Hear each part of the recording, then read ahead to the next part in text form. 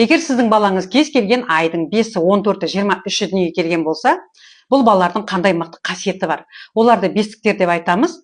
Бойында Меркурий ғаламшарының энергиясы бар. Бұлар логикалық ойлайтын балалар. Бұлардың көз қарасынша өмірдің бәрі дұрыс болу керек деп ойлайды. Яғни қисынды болу керек дейді. Негізі өмірдің өзі қисынсыз. Өмірде ақ пен қара болса, бірыңғай ақ болу керек деп ойлайды. Сол үшін күресіп кетеді. Бестіктердің аузымен жаратушы сөйлейді. Олардың айтқан сөзін тез жазып алу керек. Олардың сөздері тез орындалып жатады. Бұларға аффирмация, жақсы сөздер көп айту керек, себебі тез қабыл болады. Енді бестіктер жолы болғыш адамдар, тез тіл табыса алады. Бұлар бейімделгіш хамелеон сияқты, біреумен 30 минут сөйлессе, соның мінез-құлқын бәрін өзіне қабылдап алады. Енді бұл бестіктер үйде тұрмайды, бұларды көше тәрбиелейді. Бұларға ең маңыздысы еркіндігі мен бостандығы. Сондықтан ол балаларды қысып, жаңағы қамап, шектеу қойып ұстауға болмайды.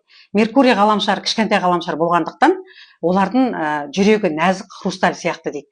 Олардың жүрегін жаралау оңай дейді. Өкпелеп қалса, ренжіп қалса, жүрегі жабылып қалады. Енді бұл балалардың 36 жасқа шейін рухани күшін жинап, жүрек чакрасын ашу керек дейді. Келешекте жолы болу үшін.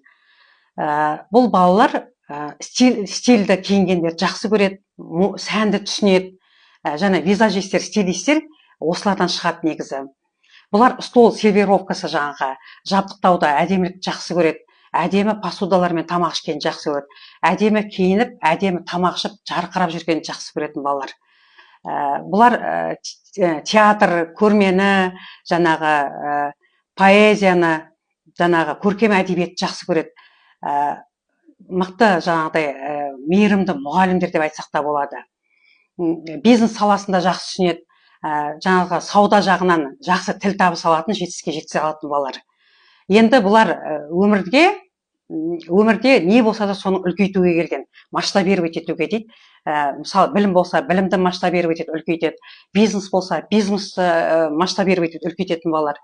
Енді өкпелеп ренжіп қалса, оны да үлкейтіп жібереді. Бұл балалар өмірдің қысқа екенін жақсы біледі.